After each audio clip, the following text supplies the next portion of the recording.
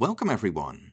I have another very cool endgame study today, once again invented by Alexey Troitsky, and its exact publication date is unknown. As you can see, white is material down, having only rook, bishop and 2 pawns versus a queen and 3 pawns. However, white has a forced win. You can pause the video and figure it all out right now, or you can just enjoy the study. Let's get started. We should of course check for forcing moves first, and rook c4 check is the obvious choice. The king has to take a walk, clearly not to b7, because rook b4 check and white wins the queen and the game. Black goes king to d8, then a few more forcing moves, bishop f6 check, king to e8, rook e4 check, king to f8, and now white's plan is to force the king to the h-file and construct a mating net. White's next step is therefore bishop e7 check, which does force the king to go to the g-file, because after king to e8, once again there's a check and black drops the queen. Even worse would be king to g8, because of a quick mate into rook g4, king h8, bishop f6 checkmate. So king to g7. Now the king is forced to the h-file with rook g4 check. Again, black shouldn't try anything else. After king to h8, there's again checkmate. So king to h6. And now the bishop will claim a deadly diagonal, bishop g5 check. And you'll soon see what's so deadly about it. Of course, going to the g-file allows a discovered check, and black can resign. So king to h5. And here, white starts the process of boxing in the king some more. Bishop to f4. This makes room for the rook to go to g5, and it's very important that this comes with a tempo on the queen, because if, for example, bishop d2 would be played, then black has time to go f6 and the g5 square is covered. Therefore, bishop to f4 attacking the queen.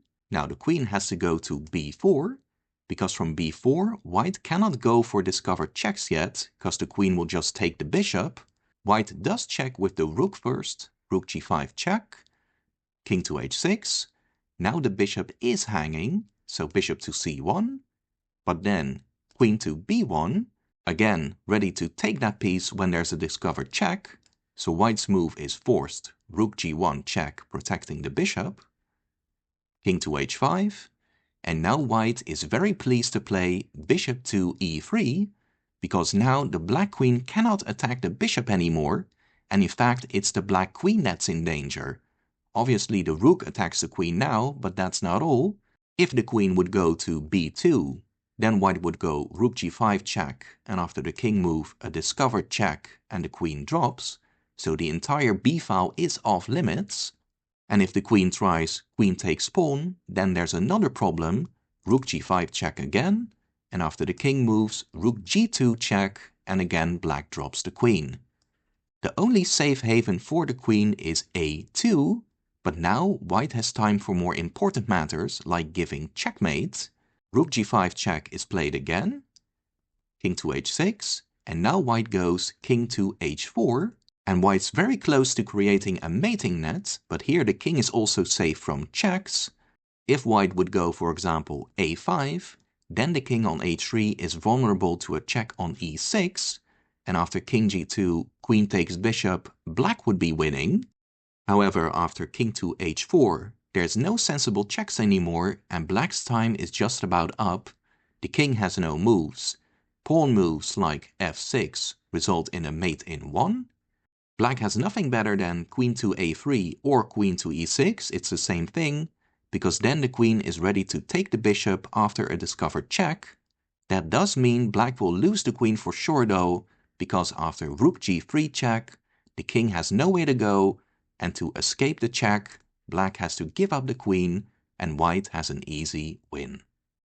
Very cool, not an easy study by any means. Once it's clear there's this theme with the discovered checks, then it's easier, but the king was all the way over on c8 at first, so props to you if you managed to solve it. Let me know in the comments how you did. If you enjoyed, you could do me a big favor by liking the video and subscribing. See you again soon, and take care.